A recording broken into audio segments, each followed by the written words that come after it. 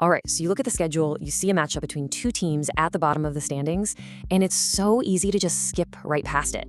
But every now and then, a game like that turns into this fascinating strategic deep dive, a real look into the future of two different franchises. And that's exactly what we've got here with the Bengals and the Cardinals. It's kind of like an unstoppable force meeting a very movable object. So let's break down why this game is way more important than the records might suggest. And yeah, at first glance, the records are pretty grim. You've got the Bengals, who've been a huge disappointment at 4-10, going up against a Cardinals team that's deep in a 3-11 rebuild. These are not teams fighting for a spot in the playoffs. Let's be real, they're fighting for a better draft pick next year. So that begs the real question here, the one this whole explainer is about. Why should you care? Why is this matchup on December 28th a must-watch? Well, because hiding underneath those bad records is a clash of offensive philosophies, a quarterback duel between total polar opposites, and, well, some of the worst defenses in the league. And that promises one thing: fireworks. And really, the heart of this entire matchup is this fascinating duel between two very, very different quarterbacks. You've got the superstar talent, the raw arm strength of Joe Burrow in one corner, and in the other, the steady, veteran presence of Jacoby Brissett. Their styles could not be more different, and honestly, that's what makes this whole thing so compelling. Okay, let's start with Joe Burrow. I mean, despite his team's awful record, despite his own season being plagued by injuries, his Pro Football Focus grade is an elite 88.5. That actually ranks him as the third best quarterback in the entire league. This number right here tells you everything you need to know. The individual talent is still absolutely off the charts. But wow, his return has been a total roller coaster. Just look at the volatility here. Against Buffalo, he shows that sky-high potential with a 106.7 rating, and then he comes crashing right back down to earth against Baltimore. That recent dip, that 58.2 rating, that is the exact flicker of hope the Cardinals defense is clinging to. So, on the other side, you have a completely different story. After Kyler Murray went down, Jacoby Brissett didn't just step in as a backup. He became the guy, stabilizing the entire Arizona offense. And these stats, they paint the perfect picture of his game. He's not going to light up the scoreboard with deep bombs. You can see that right there with his target depth, ranked 27th. No, instead, he's methodical, he's efficient. He just keeps the chains moving with these high percentage throws. He is the definition of a system quarterback who is making the system work. But listen, don't mistake methodical for ineffective. This number, 47, is the NFL record for pass completions in a single game, and Brissett set that earlier this season. It just goes to show you he's capable of this massive volume explosion, just nickel and diming a defense all the way down the field if you let him. So, we've got the gunslinger versus the game manager.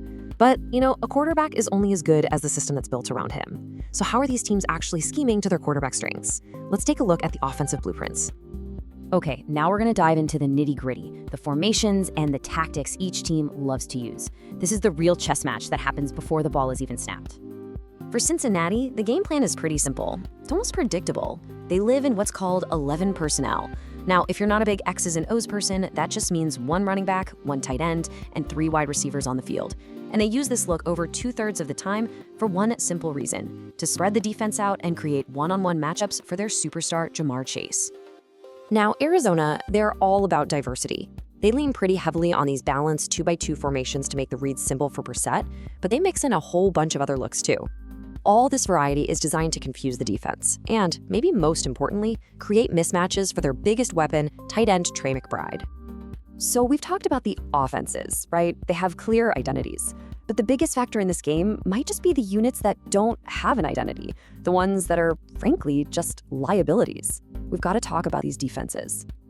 I mean, just look at these numbers. They are ugly. This is a tale of 2 of the worst defensive units in the entire league. The Bengals are dead last, 32nd out of 32 in total yards and rush defense. The Cardinals, not a whole lot better. The big takeaway here isn't just that both offenses should be able to move the ball. It's that we should all be preparing for an absolute track meet.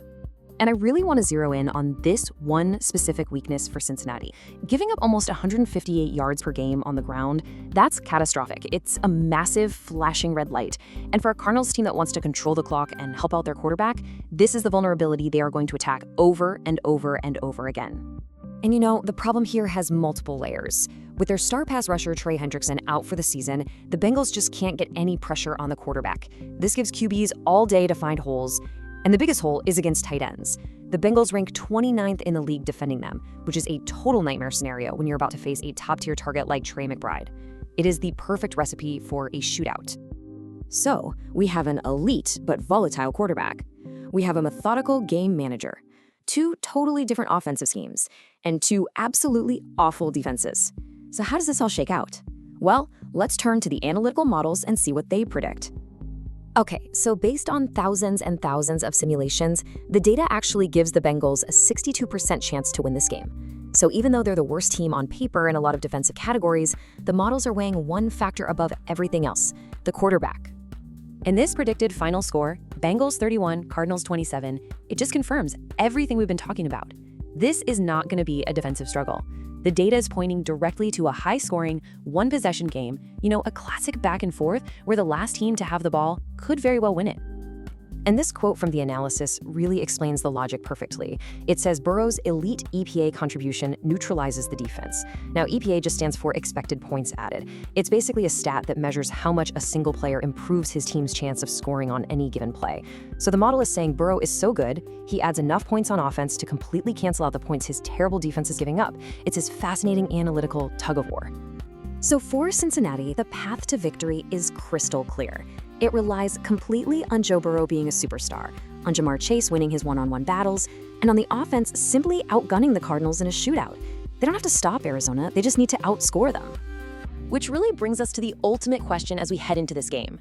We know the Bengals' defense is a liability. We know Joe Burrow can be an absolute genius. So this whole game just boils down to one thing. Can one man's individual brilliance be enough to overcome his team's fatal flaw? I guess we're all about to find out.